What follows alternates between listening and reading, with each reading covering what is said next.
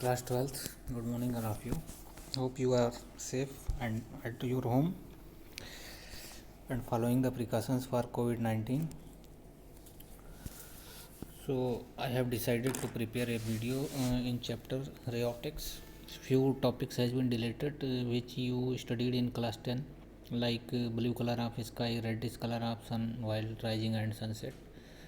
So these simple topics have been deleted, but we have to revise them and we have to study them for the knowledge to apply in further topics.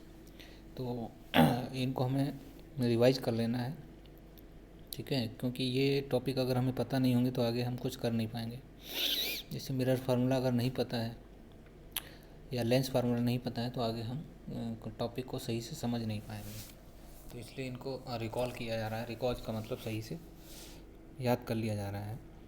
तो mirror formula सभी लोग जानते हैं, at most 10th में पढ़ा है. ये होता है 1/v + 1/u = 1/f.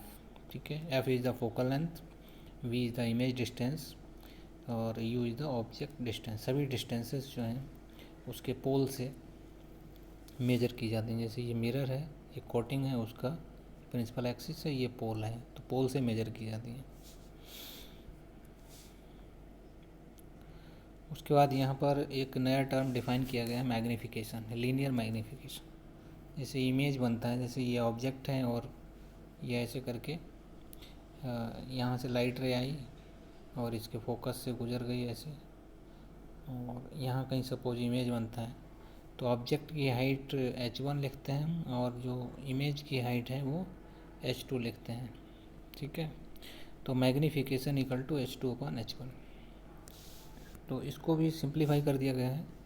अगर मिरर है तो मिरर के लिए +v/u आता है और लेंस के लिए -v/u.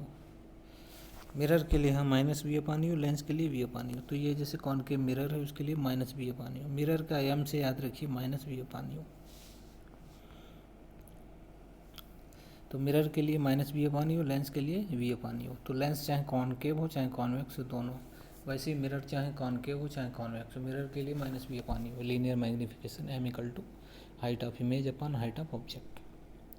तो अब इसमें जैसे रिफ्रैक्शन आपने 10th में पढ़ा है तो रिफ्रैक्शन को भी हम एक बार डिस्कस कर लेते हैं.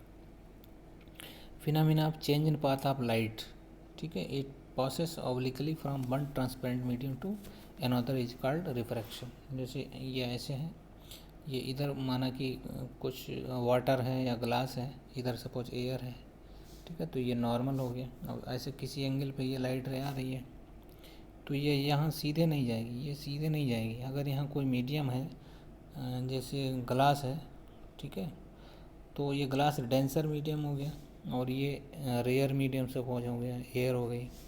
तो ये ग्लास जो है डेंसर मीडियम, तो डेंसर मीडियम में ये लाइट रे जो है ये नॉर्मल हो गया.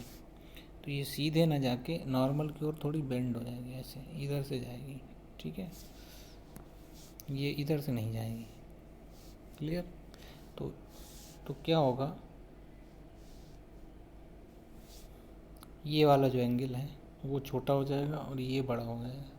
इसको एंगल आई बोलते हैं और इसको एंगल को यहाँ आर बोलते हैं. ये एंगल आर होगा. तो आई ज़्यादा हो जाएगा, डेंसर मीडियम में आर छोटा हो जाएगा.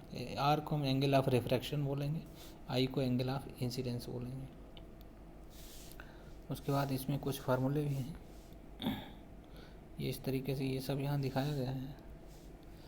ये देखिए, अगर इंसिडेंट रे जो है ये एयर में है और ये इधर ग्लास में है तो ग्लास में ये नॉर्मल की ओर बेंड हो जाएगी. तो आर छोटा होगा, आई बड़ा होगा.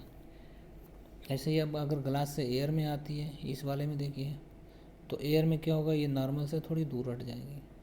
ठीक है. तो ये चीज़ें यहाँ डिस्कस की गई हैं. अगर आई और आई 0 है तो आर भी 0 होगा, जैसे ये सीधे निकल जाएगी. उसके बाद इसके कुछ हम laws of refraction of light है, जैसे ये भी 10th में पढ़े हैं. पहला रूल ये है कि इसको ध्यान से पढ़ना है. Incident ray, refracted ray and normal to the interface at the point of incidence all lie in the same plane. Second ये है कि sin i upon sin r = 1/2. कभी कभी n लिखते हैं तो 1/2. 1/2 का मतलब है refractive index of second medium with respect to first medium. ये बहुत इंपॉर्टेंट है.